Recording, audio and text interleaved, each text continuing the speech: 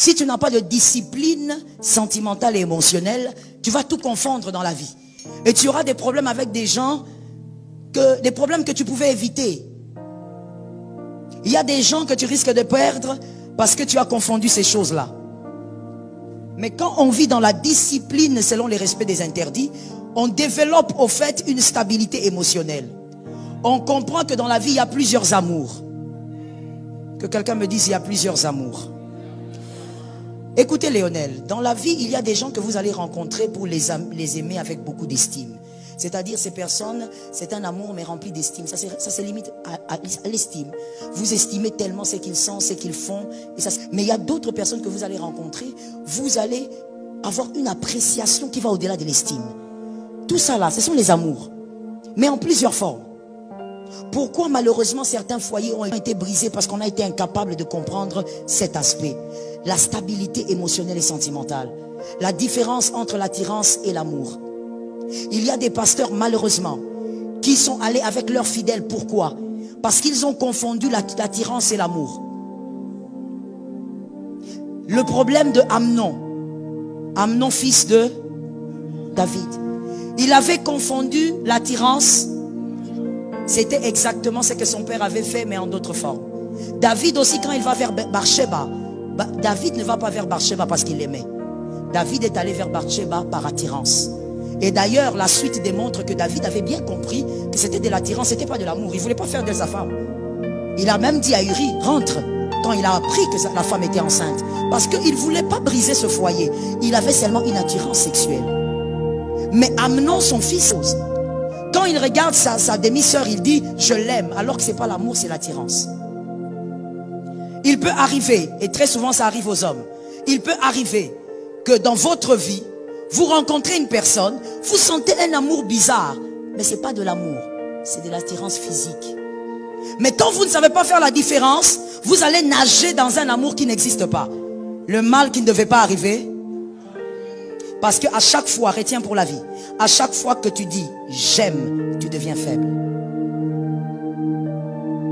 À chaque fois que tu sors le mot je t'aime, face à n'importe quoi, tu deviens faible. Et donc le mal arrive sans que toi tu le voies. J'ai parlé dernièrement avec une soeur qui me disait, je ne me suis pas rendu compte que mon pasteur allait coucher avec moi. Il dit, comment tu t'es pas rendu compte? Non, je n'ai pas compris comment c'est arrivé. Le problème c'est quoi? Elle a confondu l'attirance et l'amour. Elle était dans l'attirance, mais elle pensait que c'était l'amour pour son papa. Quand on n'est pas discipliné, on ne va pas stabiliser ça. Voilà pourquoi il faut être discipliné. Et quand je parle, je t'interdis de penser que je ne m'adresse pas à toi. Parce que c'est quelque chose qui arrive à tout humain. Oui. Fais la différence. La différence, comment elle arrive?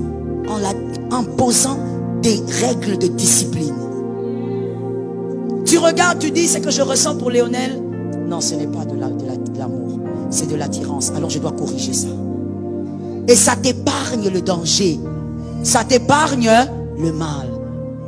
Et je veux même vous dire, voilà pourquoi, malheureusement, je ne le dis pas avec gaieté de cœur, j'en parle parce que je dois donner des exemples. Malheureusement, voilà pourquoi beaucoup de filles dans l'église ont été abusées par leur pasteur. Mais à chaque fois que tu parles avec ces gens de filles, elle te dira, je ne sais pas comment ça s'est passé, mais je ne lui en veux pas. Mais comment quelqu'un qui t'a fait ça, tu ne lui en veux pas? Parce qu'au départ, il n'y avait pas la démarcation entre l'amour et l'attirance. Parce qu'en réalité, la ligne, elle est très mince. Est-ce que quelqu'un m'entend? Parce que cette attirance crée une forme d'amour. Mais c'est pas de l'amour. Je vais te dire quelque chose que tu dois retenir pour la vie. Là où il y a de l'amour, ne soyez pas dérangés, hein, parce que je cite tout le temps son nom, c'est parce qu'il est devant moi. Là où il y a tout le temps de l'amour, monsieur Léonel, s'il n'y a plus d'attirance, on peut faire renaître l'attirance. Mais là où il y a l'attirance sans amour, il est difficile que l'amour naisse. C'est que toi tu vas croire que c'est l'amour, là, c'est pas l'amour. Vous êtes attiré physiquement, c'est pas l'amour. Non, mais moi j'aime quand il parle. Oui, oui, tu es attiré, mais ce n'est pas de l'amour. Et quand ce n'est pas de l'amour, cette attirance va finir par s'éteindre. Au fur et à mesure les années passent, cette attirance va commencer, surtout si vous êtes dans une relation ambiguë, sale, s'éteindre. Parce que ce n'est rien de solide. Mais la discipline dans les interdits te permet de veiller sur les bornes. Est-ce que quelqu'un m'entend? Je veux que les femmes me donnent un amen. Généralement, la femme, et de toutes les manières, il n'y a rien de nouveau. Elle a commencé avec ça depuis les jardins d'Éden. La femme même jouait avec le feu. La femme même jouait avec les choses en réalité pour lesquelles il ne faut pas jouer. La femme même badinait là où on ne badine pas. Sur le sable mouvant, la femme même jouait là-bas. Ça veut dire qu'une femme peut sentir que cet homme-là, il a des émotions ou des sentiments pour moi, et que ces sentiments-là ne sont pas clairs. Mais la femme va jouer avec ça. Attention ma soeur, ça peut t'amener très loin.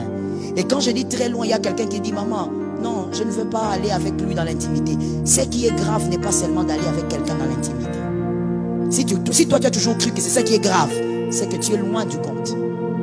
Ça peut te créer des problèmes dans la vie. Lorsque tu sens que quelqu'un n'a pas des émotions stables et que toi-même tu n'as pas des émotions, sois loin.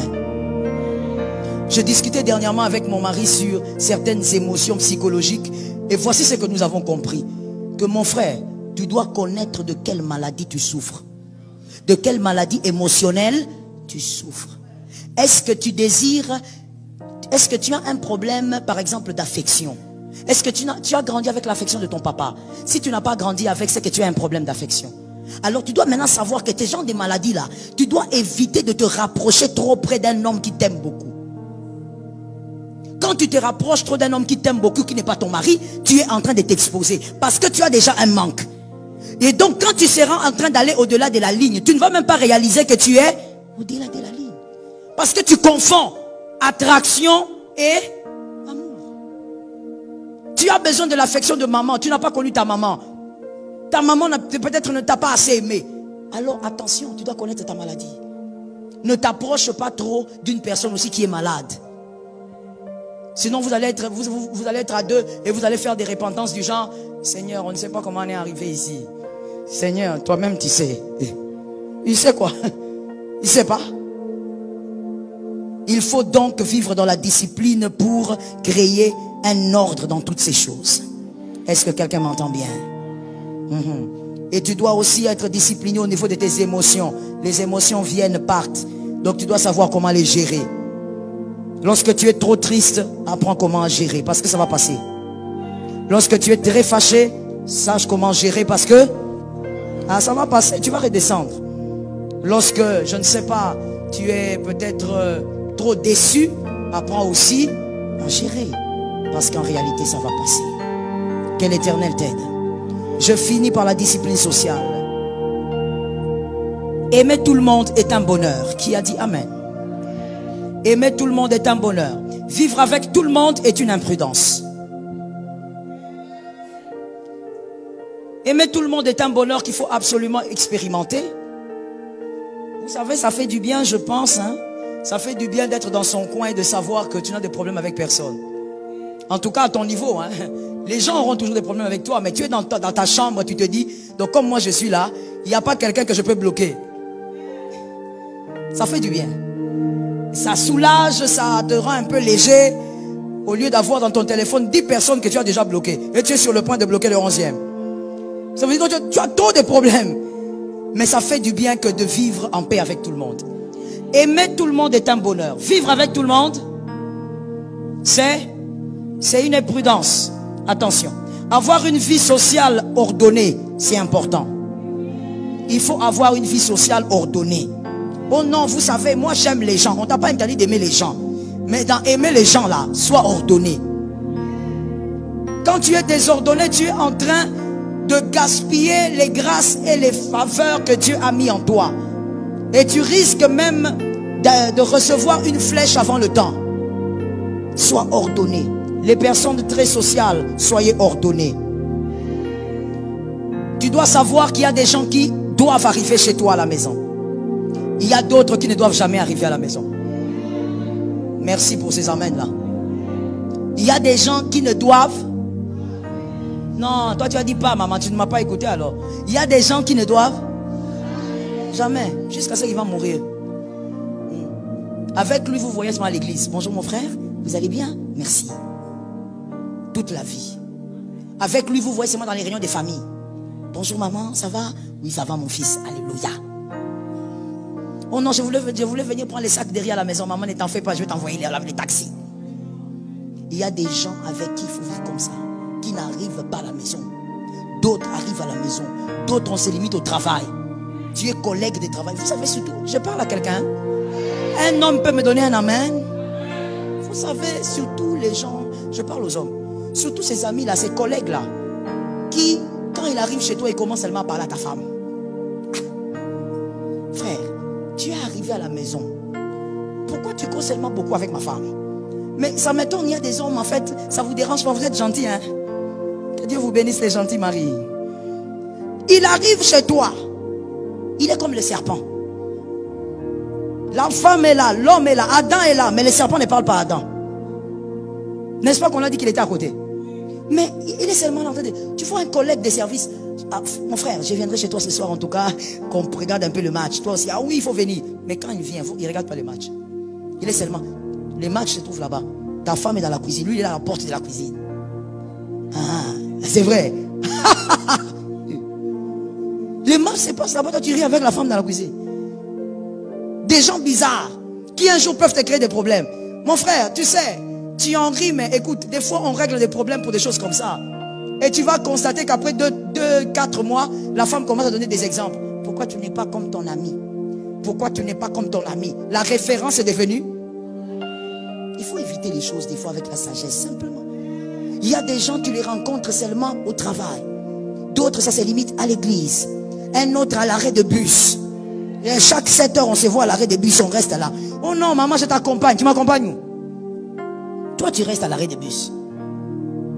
Il faut organiser ta vie sociale pour ne pas subir certains chocs demain. Ce que tu peux éviter, évite. Attention avec les amis toxiques de l'enfance. Ces amis d'enfance là, parmi eux il y a des bonnes personnes, mais des fois il y a des gens qui sont là pour te rappeler que toi comme tu étais là, tu te promenais avec une culotte déchirée. C'est toute l'histoire que lui il a retenue de ton enfance. Toi tu as vécu beaucoup de choses là, il n'a pas retenu. Il a retenu seulement que tu te baladais avec une culotte déchirée. Et il dit ça toujours devant les gens. Ah mon ami, tu te rappelles la culotte rouge que je t'avais achetée? Papa, même si tu m'avais acheté, c'est devenu une dette. Va, achète-lui la culotte rouge, donne-lui, que la dette termine. Ah, c'est devenu une dette. Je me lève comme ça, culotte rouge. Je dors comme ça, culotte rouge. Je vais au travail, culotte rouge. Il publie. Vous savez qu'il y a des gens comme ça, hein? Toi, tu es là comme ça, on te souhaite bon anniversaire partout. Et puis lui, il publie une photo. Là où tu avais la culotte rouge à 3 ans. Sans chaussures aux pieds. Avec les oreilles comme ça debout. Donc tu te poses la question, c'est moi ou c'est pas moi? C'est moi le jour de ton anniversaire. Ah non. Il y a des amis toxiques. Donc toi c'est la seule photo que tu as trouvée pour publier. Oh voilà mon ami quand on était, quand on fume. Fais attention avec ces gens-là.